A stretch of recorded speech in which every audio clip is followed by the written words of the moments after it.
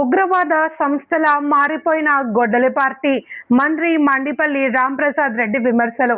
రాష్ట్రంలో శాంతి భద్రతలకు విఘాతం కలిగించేలా ప్రతిపక్షం వ్యవహరిస్తోంది అని రవాణా శాఖ మంత్రి మండిపల్లి రాంప్రసాద్ రెడ్డి ఆరోపించారు.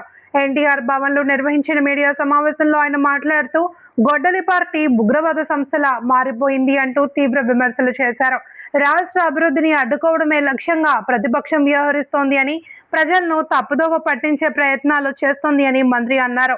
ముఖ్యంగా ముఖ్యమంత్రి నాయకత్వంలో ప్రభుత్వం అభివృద్ధి సంక్షేమ కార్యక్రమాలను సమర్థవంతంగా అమలు చేస్తుంది అని అన్నారు.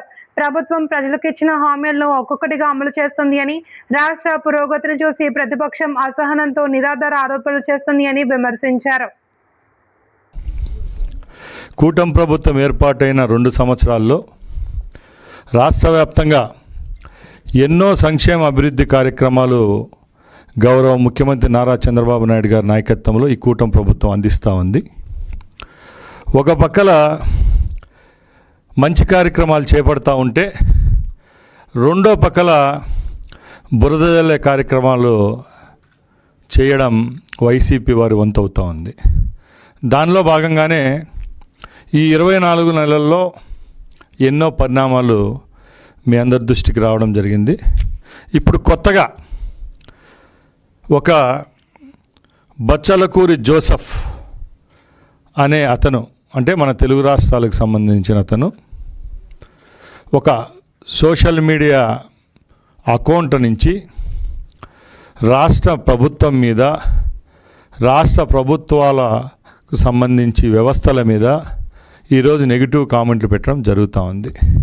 మనందరికీ తెలుసు, ఈ ప్రభుత్వం ఏర్పడిన తర్వాత ఎవరైతే సోషల్ మీడియాలో స్త్రీల పట్ల కానీ, అలాగే వ్యవస్థల పట్ల కానీ తప్పుగా మాట్లాడే వారి మీద చర్యలు తీసుకోవడం జరుగుతూ ఉంది. దానిలో భాగంగానే చాలామంది మీద కఠిన చర్యలు తీసుకున్నాం.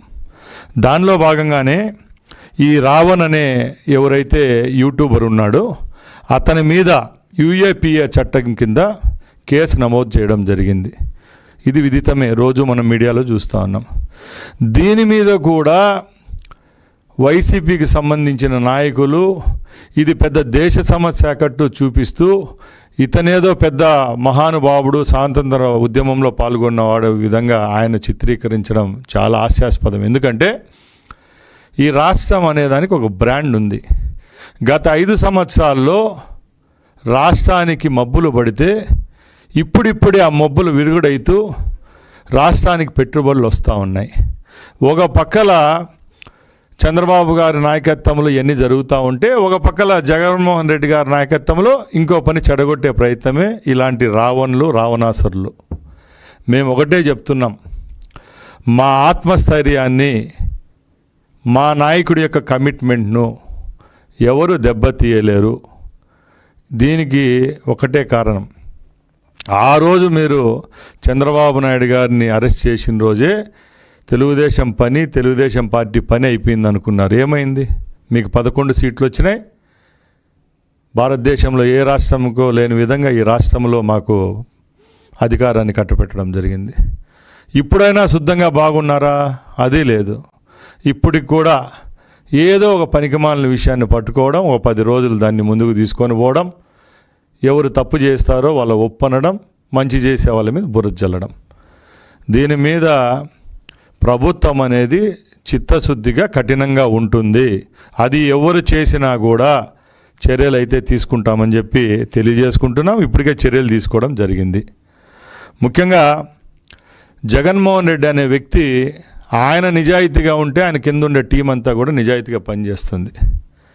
మనం చూస్తూనే ఉన్నాం. 24 నెలల్లో ఏ రోజు ప్రతిపక్ష పాత్ర వహించలేదు, ప్రతిపక్ష నాయకునిగా అసెంబ్లీకి రాలేదు. అలాంటి వ్యక్తి ఈరోజు రాజధాని గురించి మళ్ళీ మాట్లాడుతూ ఉన్నారు. జగన్మోహన్ రెడ్డి గారి నాలుకకు నరాలు ఉన్నాయా లేదా అని మేము అడుగుతున్నాం. ఎందుకంటే మీరు 5 సంవత్సరాలు ముఖ్యమంత్రిగా పనిచేశారు.